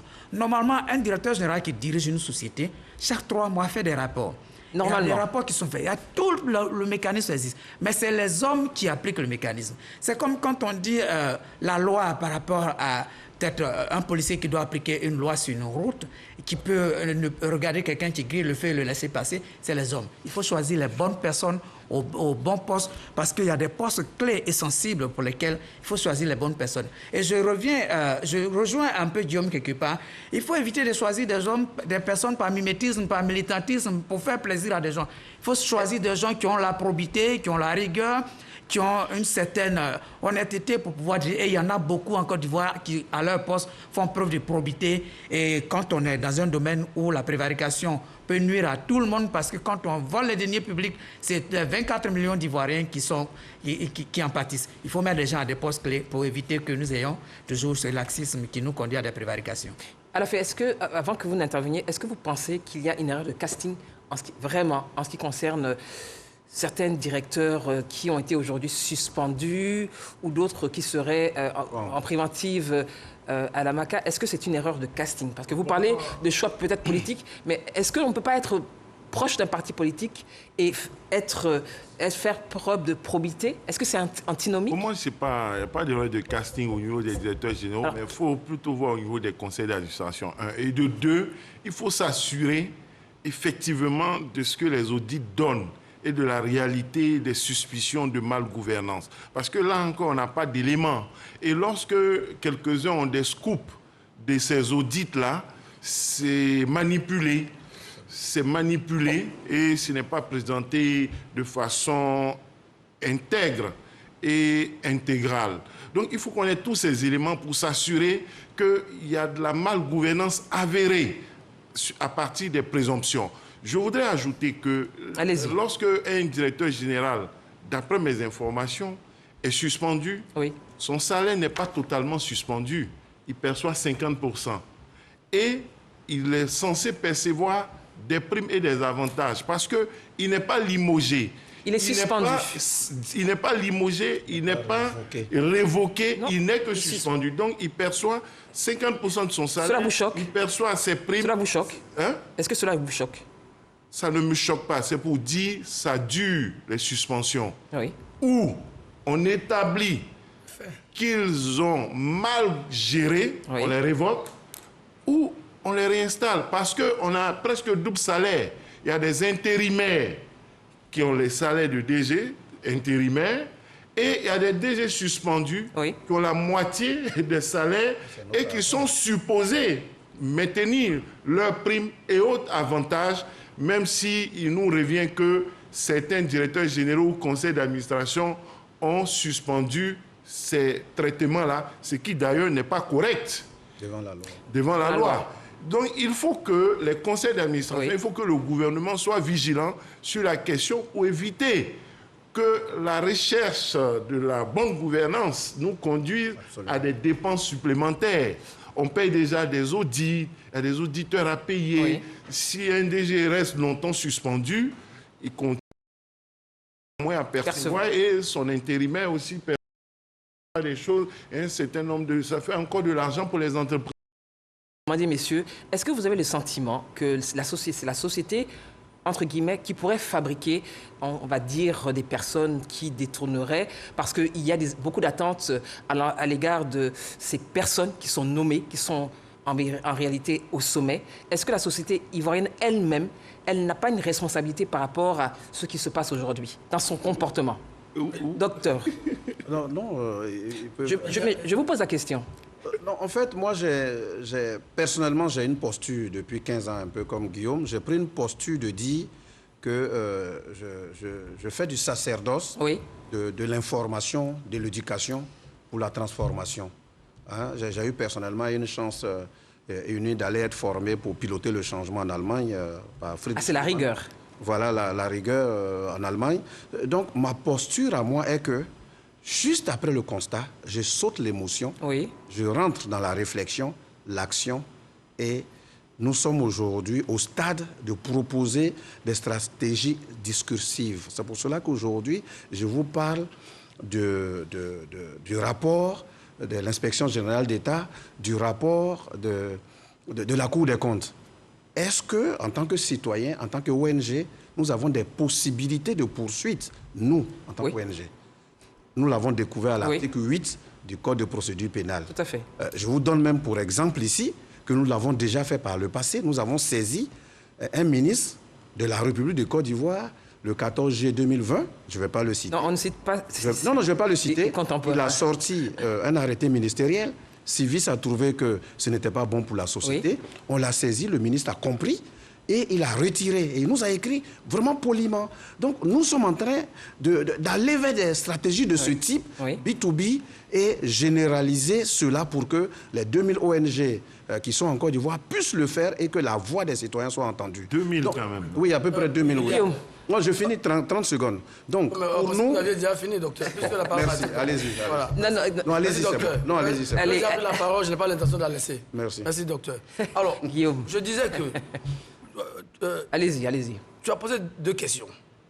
D'abord, la principale, est-ce que c'est la société ivoirienne qui amène les gens à détourner de l'argent? J'ai dit non. Non, je reprécise ma question. Oui. Est-ce que la société ivoirienne elle-même, je ne dis pas qu'elle est responsable, mais de par certains comportements, est-ce qu'elle ne favorise pas je dis tout de suite certains non. comportements? Parce que les gens qui sont intègres en Côte d'Ivoire, oui, et qui ne cherchent pas à soutirer de l'argent de l'État. Il y a des gens qui travaillent, qui respectent la loi. Et ils sont nombreux, les plus nombreux.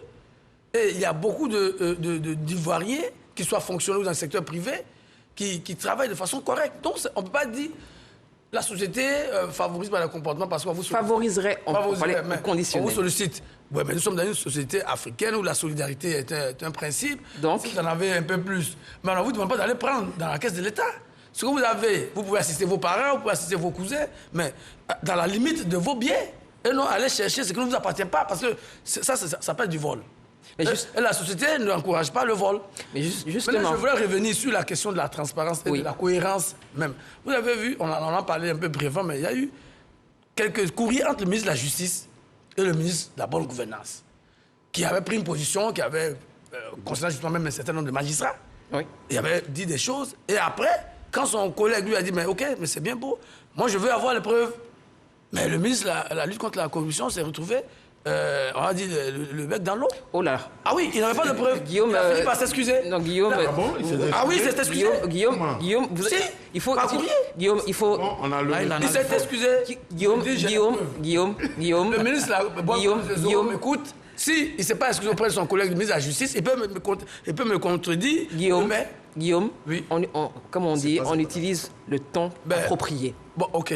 Vous savez, je ne suis pas diplomate. Non, c'est pas la diplomatie. Nous sommes sur un plateau de télévision. Les Ivoiriens nous regardent. Et vous êtes un éminent journaliste et vous avez le vocabulaire approprié. C'est pour ça que la question de coordination, de respect de la loi, de procédure transparente est une exigence. Ce n'est pas parce qu'il y a des présomptions qu'il faut se précipiter, aller un peu dans tous les sens. Il faut avoir une démarche méthodique, une démarche qui puisse être suivie et qui puisse nous permettre d'atteindre l'objectif.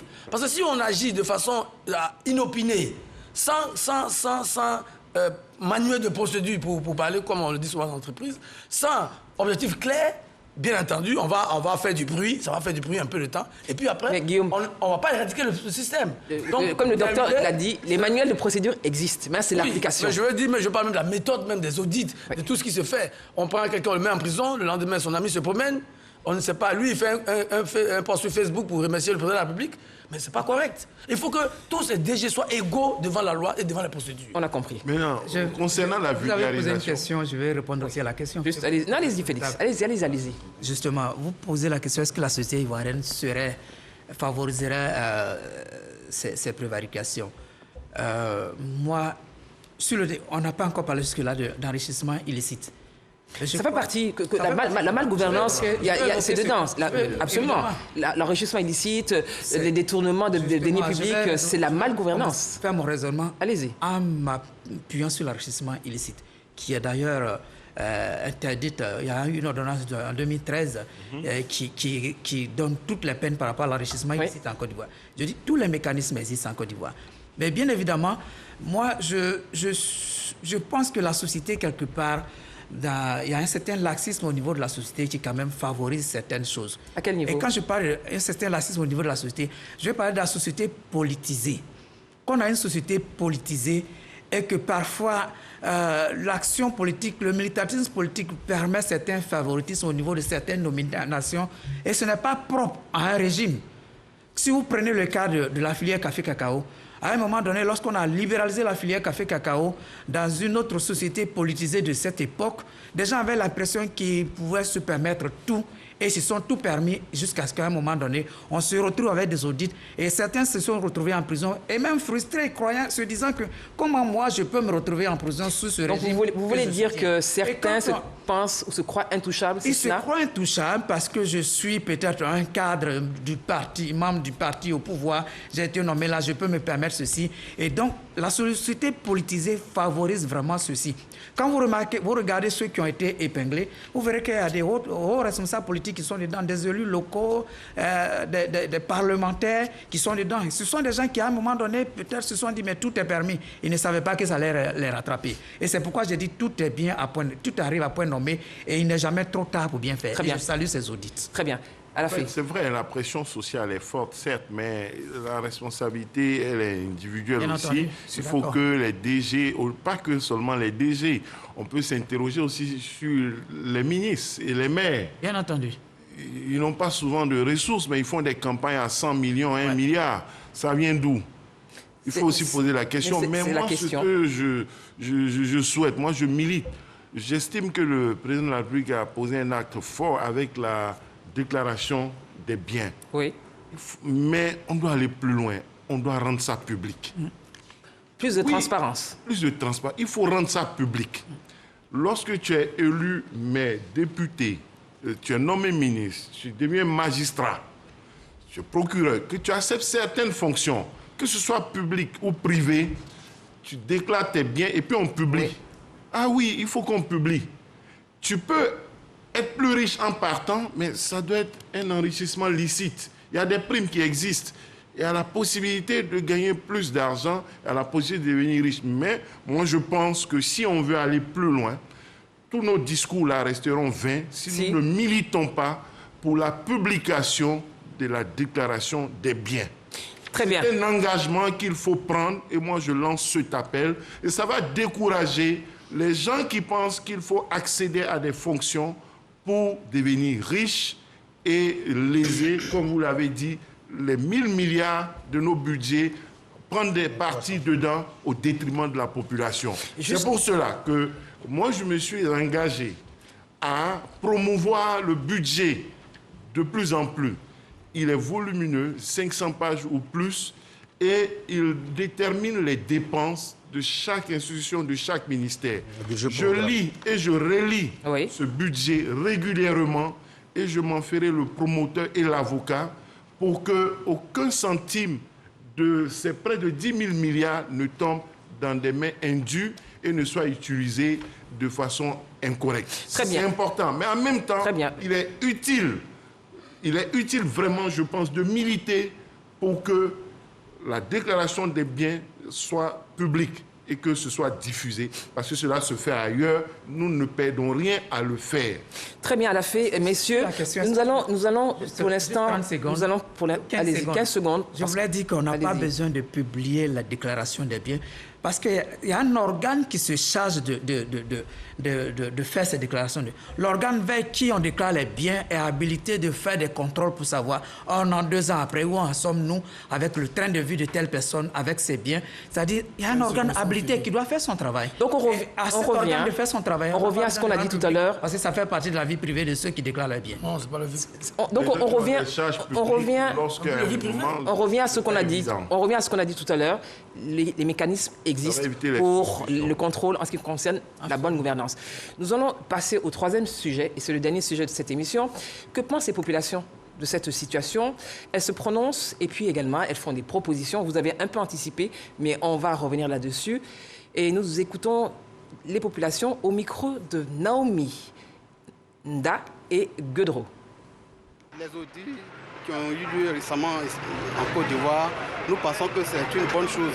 Quand une structure fonctionne, il faut quand même en faire le point financier de la structure pour voir comment la structure fonctionne, voir ce qui va, ce qui ne va pas et qu'est-ce qu'il faut corriger.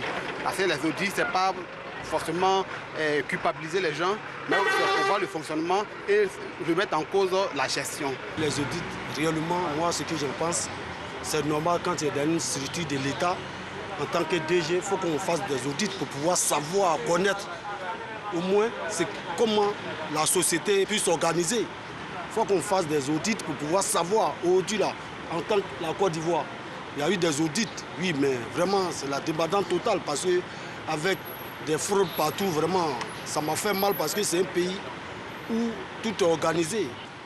Donc je voulais que réellement, qu'on fasse les audits jusqu'au bout, pour qu'on puisse comprendre réellement ce qui se passe dans les entreprises de l'État du Côte d'Ivoire. Les audits, ça fait partie de ce qu'on appelle la gouvernance. Donc, ce n'est pas quelque chose d'extraordinaire. Tout le monde fait les audits.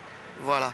Et le tout n'est pas de faire les audits, mais c'est de dire quelles sont les procédures qui doivent être appliquées dans les grandes entreprises. Parce que les audits, tu vois, ça fait un petit effet de mode. Moi, je suis un peu scandalisé quand on a fait un audit, on a découvert que telle personne a détourné tel milliard, mais je suis désolé. La première des choses qu'il faut chercher à voir, c'est les procédures. C'est-à-dire comment un directeur va décaisser. Est-ce que c'est lui seul qui décaisse ou bien il y a toute une chaîne? Voilà, c'est ça, l'efficacité des entreprises.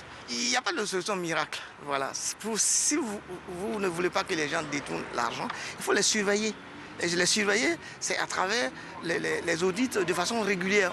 Quand on fait un audit, il faudrait que le résultat soit probant. Mais on fait l'audit et puis ça ne nous donne rien. On fait l'audit, ça ne nous donne rien. Ah, sincèrement, à mon humble avis, moi, ça me décourage. On fait l'audit pour savoir ce qui s'est passé et ce qui va se passer.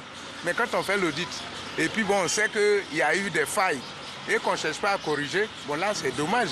Au lieu de faire 1 an, 2 ans, 3 ans, 4 ans, avant de faire les audits, on pourrait procéder comme on le fait au niveau des finances, les primes trimestrielles. Chaque 3 mois, on peut faire l'audit. chaque 6 mois, on peut faire l'audit et de manière inopinée, le responsable, il est là un matin, on vient, c'est comme une inspection. Et puis bon, on voit ce qu'il y a dans sa caisse. Naomi Egedro pour ce micro-trottoir. Alors, messieurs, on a écouté donc la population qui souhaite que ces audits aboutissent. Et elles font évidemment quelques propositions, des visites inopinées, de façon à ce que personne n'ait le temps de ranger qui dossier, qui compte. Alors, ça vous fait rire à la fée.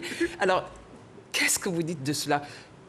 Proposition par rapport à ce qui se passe. Oui, mais... Est-ce que c'est pour vous, ces audits vont aboutir à quelque chose et la justice tranchera, innocent ou coupable? Ce qu'il demande, ce n'est pas les audits, c'est une enquête judiciaire qui peut débarquer comme ça. Oui, audit, on ne fait pas ça de cette manière. L'audit, c'est préparé. Mais c'est pour vous dire que la population est en attente de résultats. On est d'accord là-dessus. C'est peut-être le parquet financier qui peut faire ça, débarquer sans prévenir et puis prendre les documents. Mais le pôle financier, de toutes les manières, peut le faire. Mais alors, qu'est-ce que vous en pensez? Docteur, je viens avec tout de suite. Oui, on fonde beaucoup d'espoir sur ce pôle financier. Et ça fait partie des solutions. Oui. Il fait peur, ce pôle financier. D'ailleurs, on a les échos en ville. Oui. il fait peur et les gens ont peur d'aller devant. C'est déjà, on dit, la peur du gendarme est le commencement de la sagesse. Oui. La peur de la justice est un début de sagesse. Mais il faut que la peur soit plus forte pour que les gens fassent attention.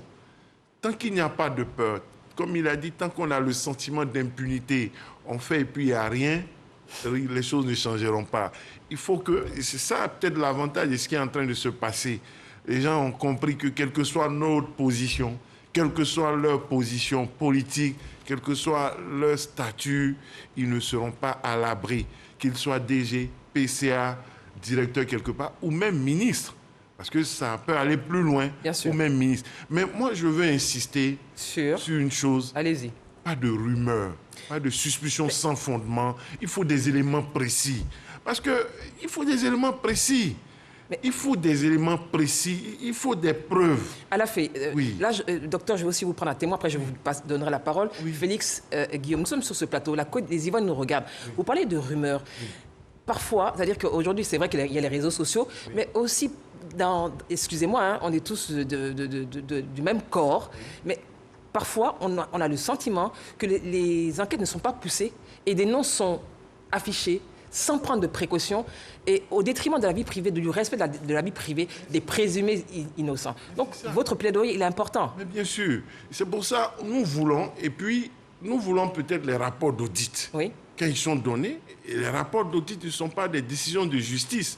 Le rapport de l'inspection d'État, le rapport de la Cour des comptes, ce n'est pas des condamnations judiciaires. Ce n'est pas des preuves de culpabilité. Un rapport d'audit fait des observations et puis des auditeurs émettent des opinions.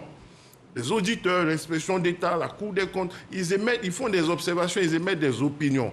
Après, pour montrer qu'il y a eu culpabilité, il y a eu malversation, de façon délibérée, il y a eu détournement, il y a eu mauvaise gestion, il y a eu abus de biens sociaux, c'est-à-dire des cas graves de malversation au-delà d'irrégularité, où on va vous dire, vous avez payé des frais de mission à quelqu'un et il n'a pas voyagé, ou bien le rapport de mission n'est pas là. C'est une irrégularité. On ne peut pas dire déjà mal géré pour ce genre de choses. Vous avez donné per diem 10 000 francs à quelqu'un alors que cette ligne n'est pas autorisée. Bon, ça, c'est des erreurs de gestion. Mais après, il ne faut pas qu'on vienne accabler, comme vous dites, des gens pour dire qu'ils ont volé 10 milliards. Où sont ces 10 milliards? Où sont les preuves? C'est ça aussi le problème. Il faut qu'on nous sorte les audits. Il faut qu'on les rende publics. Voyez-vous, docteur, il y a le rapport de la Cour des comptes là, mais il y a des audits que nous attendons depuis 6 mois, que nous ne voyons pas. Et il y a des rapports que les gens sortent sous le manteau.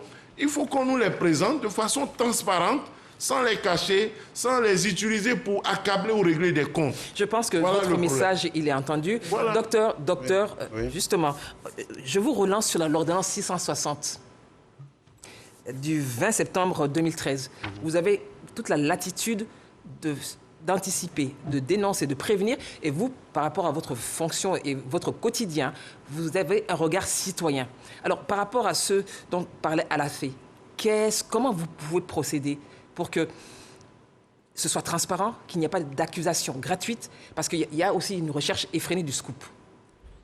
En fait, la Cour des comptes a des auditeurs internes.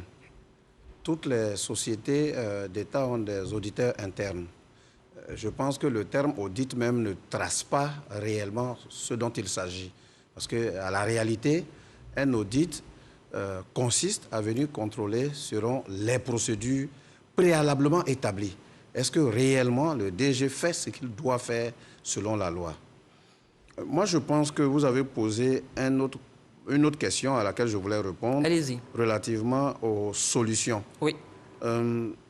Tout le monde a parlé de déclaration de patrimoine. Je ne sais pas si vous avez lu le décret de 2014 et le décret rectificatif du décret de 2014 de 2018 qui parle de déclaration de patrimoine. Quand vous regardez bien, les enfants adultes, l'épouse, les neveux ne sont pas sur cette liste de la personnalité. Donc, depuis 1 an, Civis Côte d'Ivoire demande que l'État du Côte d'Ivoire introduise dans la loi la déclaration de patrimoine et la déclaration d'intérêt. Oui, la déclaration d'intérêt permet de régler le problème de conflit d'intérêt qui, lui, permet à n'importe quel citoyen de pouvoir masquer une partie de ses biens. Avec un prête-nom.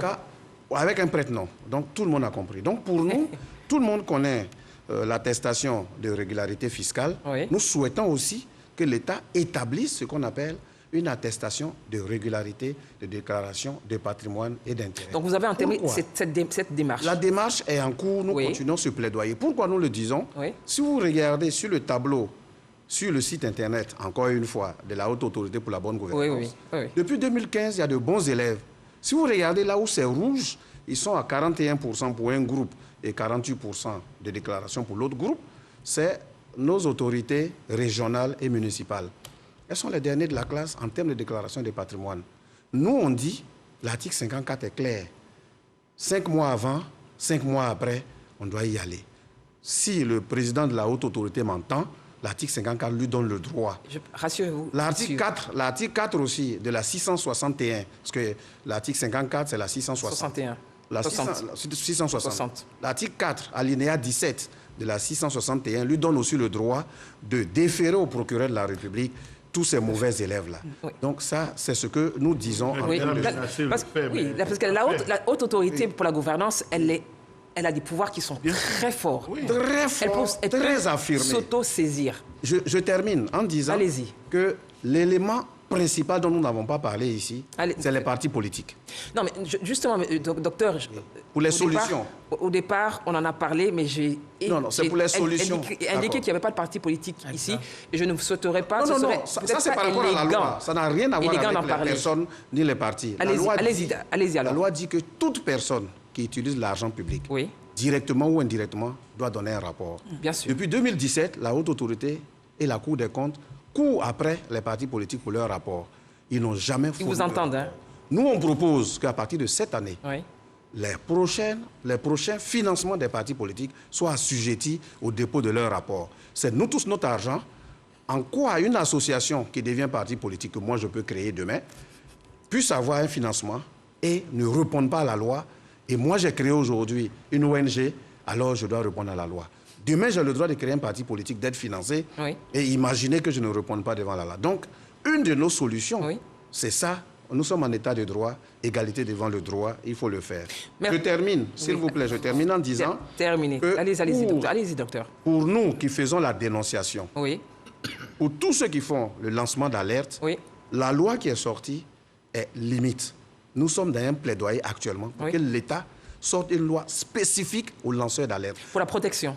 Non, la loi pour la protection des dénonciateurs, de leur famille et tout existe. Ça existe. Son décret d'application existe. Mais ce que nous souhaitons, le lanceur d'alerte est différent. Il peut être interne, il peut être externe. Aujourd'hui, avec même Facebook, tout citoyen peut être un lanceur d'alerte. Donc, il faut une protection pour que la traçabilité de ceux qui vont blanchir l'argent puissent être dénoncés publiquement. Justement, attention. Ils n'ont pas lancé de faits. Eux aussi sont assujettis. Il y a une loi pour les condamner. On parlait de la course effrénée au scoop. Les réseaux sociaux parfois accusent à tort et à travers et sans preuve. Et on jette des pères de famille ou des mères de famille à la vindicte populaire. Oui, Guillaume. Oui, comme Yann, tu as évoqué les solutions. Je crois que... Oui, on est dans les solutions. Oui. Docteur a fait des propositions techniques par rapport à... Mais on se rend bien compte, et tu l'as dit aussi avec docteur, que la haute autorité de la bonne gouvernance a tous les pouvoirs entre les mains. On se rend bien compte. Alors, j'ai un aîné qui aime raconter cette histoire en parlant de C.A. Robinson qui gardait toujours son poing et qui ne l'utilisait jamais. Voilà. Au moment où on entend qu'il donne le coup de poing pour mettre KO son adversaire, il garde son coup de poing et lui, on le met KO. C'est ça, pour schématiser. Oui. Nous avons des institutions qui, au regard de la loi, ont des pouvoirs étendus pour faire leur travail. Et on ne sait pas ce qui se passe. Ils préfèrent fermer les yeux, tourner en rond. Et bon, c'est ça que le problème. Qui vous dit pourquoi vous dites que on préfère fermer les yeux, tourner en rond? Parce qu'il y a quand même des choses qui se passent aujourd'hui. Si on en a encore à débattre aujourd'hui, c'est parce que c'est insuffisant. Si les choses se passaient très bien et que les personnes, les différents audits, les différentes enquêtes, on a cité toutes les inspections qu'il y a dans les ministères, on a parlé de l'inspection générale d'État, il y a l'inspection générale des finances, il y a l'autorité de la bonne gouvernance, il y a le pôle financier. À la fin, tu parlais du pôle financier qui fait peur. Mais qui connaît bien ce pôle financier? Le projet de loi, il est récent, il date de juillet 2021. Il n'y a pas une vulgarisation suffisante de ce pôle financier. Quelles sont ses prérogatives? Quels sont ses moyens de travail? Etc. Alors justement, votre proposition en tant que journaliste, justement, puisque vous dites qu'il n'y a pas de vulgarisation... Il n'y a pas de vulgarisation. Que comptez-vous faire? C'est qu'on ne doit pas se contenter de prendre des textes et passer au suivant. Et parce que la phobie, ou bien, je veux dire... L'inflation législative. Des textes... L'inflation des textes, ça ne règle pas le problème. On a des textes qu'on peut appliquer, on ne les applique pas et on se plaint. On ne les connaît pas. Et j'ai entendu ici, docteur, Félix a dit à ma gauche, oui, la publication des lois ne doit pas avoir un coût. Mais écoutez, c'est un coût. C'est un coût. Moi, je suis aujourd'hui à la tête de la rédaction de Notre Voix. Si vous devez publier, déjà l'affaire parler du budget, ça fait 500 pages. Oui. Ça vous prend combien de journaux? De 12 pages, de 12 pages. Même si vous faites des résumés. Mais ça a un coût. Et il faut que les autorités, ces entités étatiques, ne fassent pas la fine bouche. Donc, on va voir. Et vous dites, ah oui, vous les journalistes, on ne vous voit pas. Mais qu'est-ce que vous faites pour avoir les journalistes? Est-ce que vous organisez des conférences de presse? Est-ce que vous... le docteur a venu longuement sur le rapport de la Cour des comptes. Mais moi, je n'ai jamais vu ce rapport dans une rédaction. Mais aller à la source aussi, Guillaume. Oui, mais d'abord, leur travail, c'est de donner de l'information. Parce qu'ils sont payés pour ça. Ils ont des budgets pour ça. Donc, transporter un rapport pour donner une rédaction, ça ne va pas leur coûter grand-chose.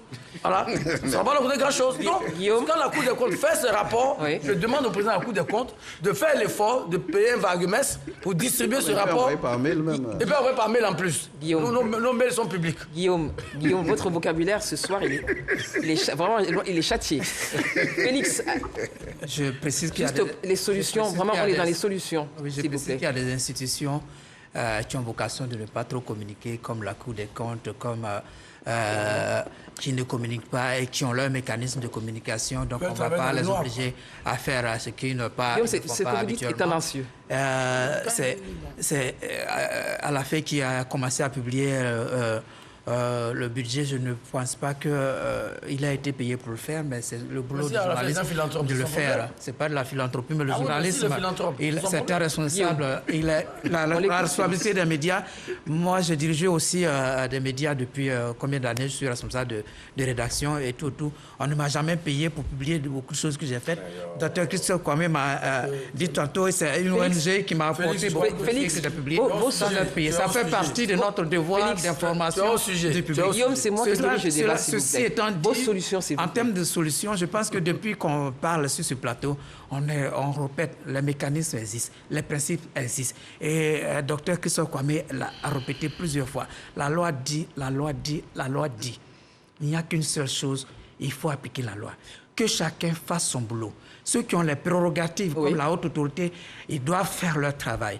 Maintenant, les auditeurs, Parce qu'aujourd'hui, si on fait ce débat, c'est parce qu'on a l'impression qu'il y a un audit spontané, une action particulière. C'est un travail régulier qui doit se faire. Comme les extraits de naissance, on ne doit pas attendre des audiences foraines pour faire des extraits de naissance. Ça doit être des actes réguliers.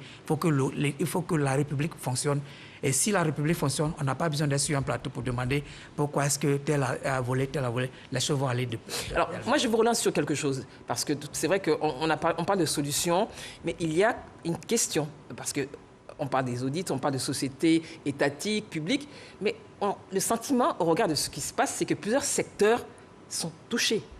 Le secteur de la santé, par exemple.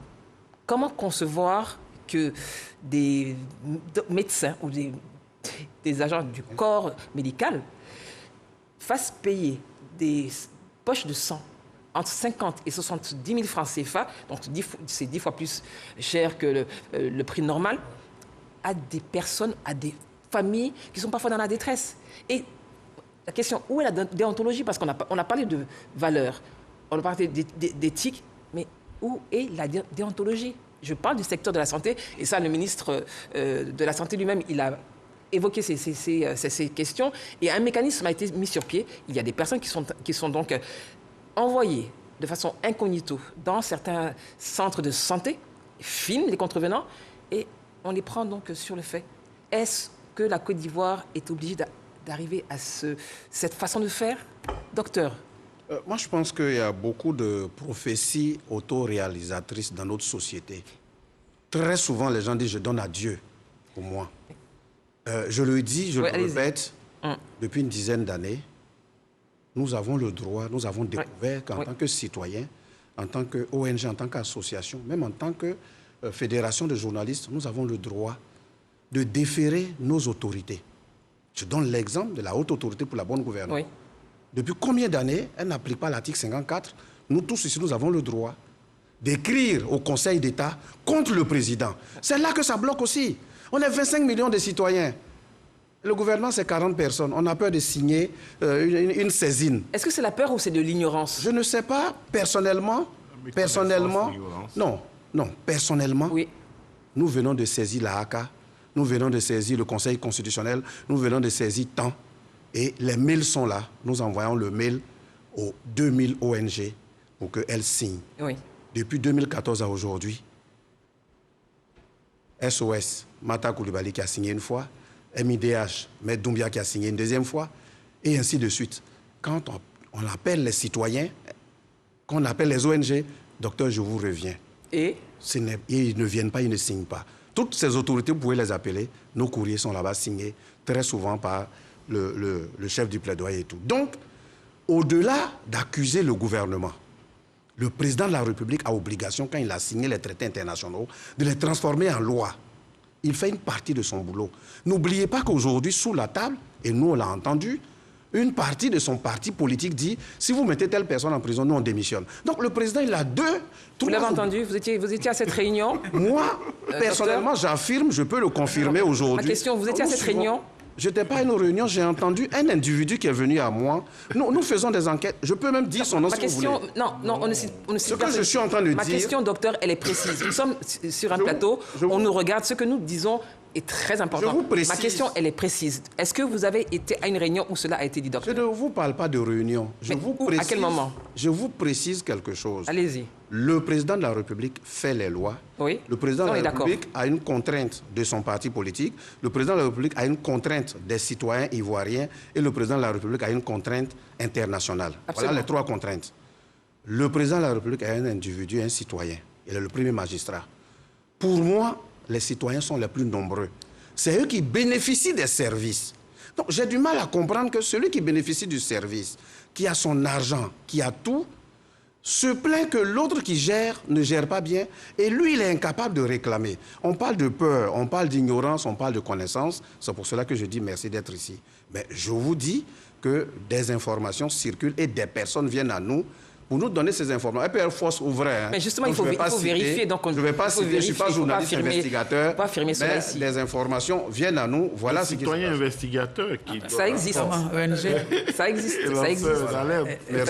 Le docteur, il est juriste. C'est moi qui ai la parole. Oui, je vais juste répondre rapidement. Il est juriste, mais si tu me laissais parler, j'aurais fini.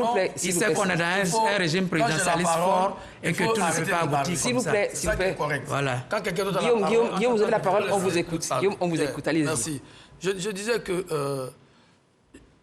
ce que le docteur dit, et je l'ai dit déjà, c'est assez intéressant, mais il ne faut pas qu'on soit naïf. Nous sommes dans une société, c'est vrai, on dit le principe général, c'est que nul n'est censé ignorer la loi. Ça, on le dit. Mais quand on a dit ça, on n'a rien dit. Quand on a dit ça, on n'a rien dit.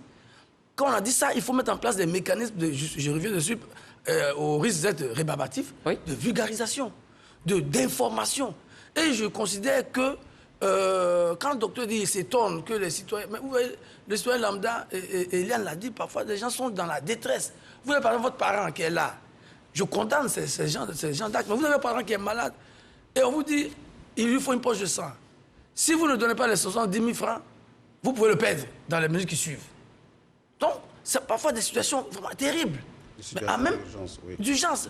Mais en même temps, tous ces mécanismes qui sont offerts, les décrets, les accords internationaux, et tout ça, il ne faut pas que ceux qui éditent ces tests considèrent que quand ils ont édité les tests, quand c'est passé au journal officiel, leur travail est fini. Je dis non. Vulgarisation. Oui, quand c'est passé au journal officiel, votre travail n'est pas fini.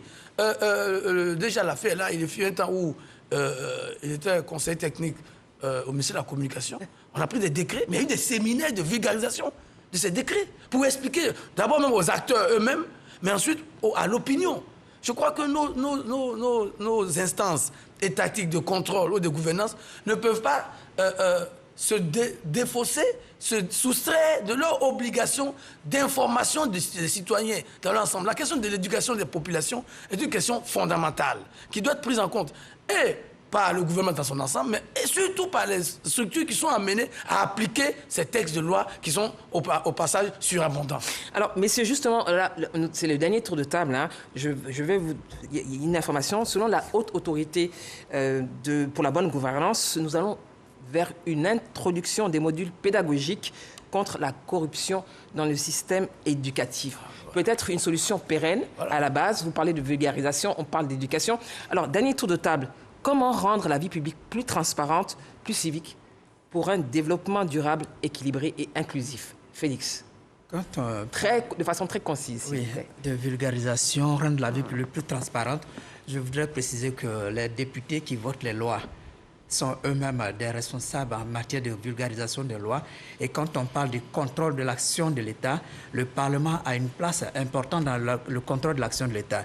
Et lorsqu'on parle des mécanismes de contrôle par rapport à la gestion, le Parlement, au-delà de la Cour des comptes, de tous les mécanismes de la haute autorité qu'on a cité, les députés également doivent jouer leur rôle. C'est pourquoi, à l'Assemblée nationale, on a différentes commissions pour que...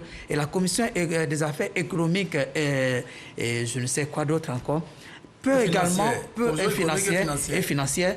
Et cette commission économique et financière peut également aussi lancer des enquêtes par rapport à la mauvaise gestion des structures de l'État. Merci. Éventuellement, les audits dont on parle ici aujourd'hui ne soient pas des faits spectaculaires. Merci Félix. Guillaume, rapidement, s'il vous plaît. Je pense que d'abord, c'est une prise de conscience collective. Oui. Il faut que les citoyens ivoiriens qui sont appelés à gérer les choses publiques s'interdisent eux-mêmes d'être des facteurs de prévarication. Ça, c'est la première des choses. Que chacun soit conscient que je suis arrivé à telle position dans la société, dans la gestion de la chose publique, pas pour me servir, mais pour servir mon pays. Si cette prise de conscience collective est faite, et je salue ton information à travers l'éducation, si déjà de l'école primaire jusqu'à dans nos universités, ces choses sont enseignées, le respect de la chose publique, le respect de la probité, si ces choses sont intégrées déjà à la base jusqu'au sommet, on pourra... Et puis en plus, je le dis, il ne faut pas que les gens considèrent qu'on a voté un texte, on est passé à l'Assemblée nationale, puis bon, merci Guillaume. Advienne que pourra. Merci Guillaume. Docteur, s'il vous plaît, rapidement. Je pense personnellement que le gouvernement ivoirien vient de signer encore une fois un partenariat pour le gouvernement ouvert qui demande expressément aux citoyens de venir co-gérer l'État pour pouvoir avancer sur ces dossiers. Et je pense que les déclarations proclamatives du style il faut que chacun fasse ci n'a jamais vraiment marché. Et pour avoir étudié certaines démocraties qui sont avancées relativement à la qualité des services sociaux et des infrastructures, les citoyens ont pris le pouvoir. Partout, les citoyens ont pris le pouvoir. Ils n'ont jamais... 15 secondes, voilà. Si on est à la fin des... Les citoyens ont pris le pouvoir. Et donc, pour nous, chacun doit prendre une option. Nous, on a pris une option dans notre ONG. On essaie de faire un partenariat avec 1000 ONG pour pouvoir éduquer et transformer les Ivoiriens. Merci, docteur. Il y a un attrait pour la fonction publique, pour l'État, pour l'administration. C'est bien, ça permet d'avoir un État fort. Mais en même temps, il ne faut pas oublier, comme il a dit, comme le Premier ministre le dit régulièrement, comme le chef de l'État appelle aussi les citoyens à cela, c'est le secteur privé qui est moteur de la croissance. L'État ne crée pas la richesse, c'est le privé qui crée la richesse. Et donc, il faut inverser les choses pour éviter que l'État, la fonction publique et l'administration deviennent des facteurs qui bloquent le développement à travers les gaspillages. Et pour moi, l'une des solutions, c'est ce qu'il a aussi proposé, la déclaration d'intérêt, mais aussi je préconise, et j'insiste là-dessus, sur la publication de la déclaration de patrimoine. Merci, messieurs, d'avoir participé à ce débat avec vos arguments, avec parfois un peu de fougue, mais c'est vraiment cette liberté, justement, sur ce plateau. Et c'est avec beaucoup de plaisir que nous vous retrouverons sur ce plateau. Mesdames, Messieurs, merci d'avoir suivi ce débat. La lutte contre la corruption, la lutte contre la malgouvernance, les détournements de deniers publics sont de vrais chantiers. Aucun pays aspirant au mieux-être pour ses populations, à l'atteinte d'objectifs de développement, à l'émergence, ne peut faire l'économie d'une gestion plus efficiente et rigoureuse des structures publiques. Mesdames, Messieurs, merci d'avoir suivi ce débat. Nous nous retrouvons très bientôt pour un autre sujet. En attendant, restez sur RTI 1 pour la suite de ces programmes. Bonne soirée.